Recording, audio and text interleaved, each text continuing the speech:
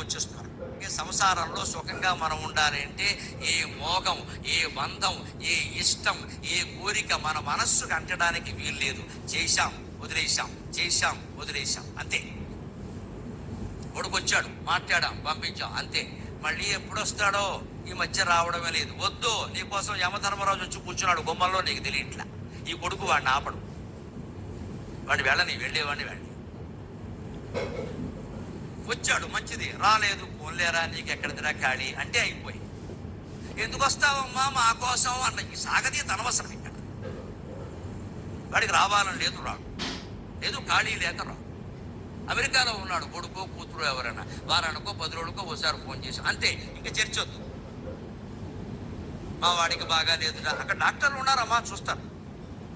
ఇంకా దాని గురించి చర్చ అనవసరం. అంతగా ఒకవేళ ఆందోళనగా ఉంటే అబ్బాయికి బాగుండాలి కాబట్టి ఆ కోరిక కోరకండి. కోరిక కోరితే దేవతలు చాలా తెలివైన వాళ్ళండి, అది ఒక్కటి బాగు చేస్తారు, మళ్ళీ ఏదో వచ్చేస్తున్నారు.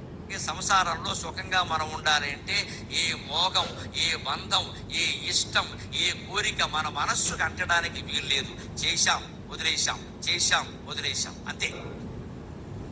కొడుకొచ్చాడు, మాట్లాడాం, పంపించాం, అంతే. మళ్ళీ ఎప్పుడు వస్తాడో ఈ మధ్య రావడమే లేదు. వద్దు, నీకోసం యమధర్మరాజు వచ్చి కూర్చున్నాడు గుమ్మల్లో, నీకు తెలియట్లా. ఈ కొడుకు వాడిని ఆపడు, వాడిని వెళ్ళని, వెళ్ళేవాడిని వెళ్ళి వచ్చాడు, మంచిది. రాలేదు, పోన్లేరా నీకెక్కడిదిరా ఖాళీ అంటే అయిపోయి.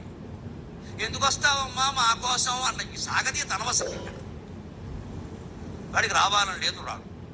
లేదు, ఖాళీ లేక రాడు. అమెరికాలో ఉన్నాడు, కొడుకో కూతురు ఎవరైనా వారానికో 10 రోజులకో ఒకసారి ఫోన్ చేసి, అంతే. ఇంకా చర్చ వద్దు. మా వాడికి బాగా లేదురా, అక్కడ డాక్టర్లు ఉన్నారమ్మా, చూస్తారు.